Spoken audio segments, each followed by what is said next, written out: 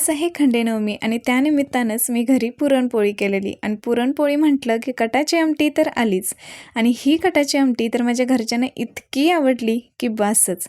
मग म्हटलं आज हीच रेसिपी तुमच्यासोबत शेअर करावी. यामध्ये जास्त काही खास नाही, पण तरीही अगदी साध्या सोप्या पद्धतीने मस्त तर्रीदार अशी कटाची आमटी जर तुम्हाला खायची असेल तर हा व्हिडिओ शेवटपर्यंत नक्की पहा.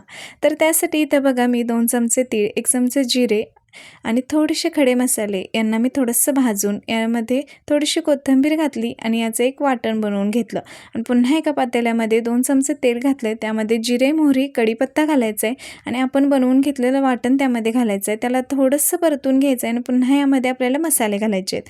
मसाल्यांमध्ये इथं मी धनेपूड, जिरेपूड, गरम मसाला, थोडीशी हळद घातली. आपलं जे घरगुती लाल तिखट असतं ते देखील यामध्ये घालून याला चांगलं तेल सुटेपर्यंत परतून घेतलं आणि त्यानंतर पुन्हा आपल्याला यामध्ये येळवणी जे आहे ते घालायचं आहे.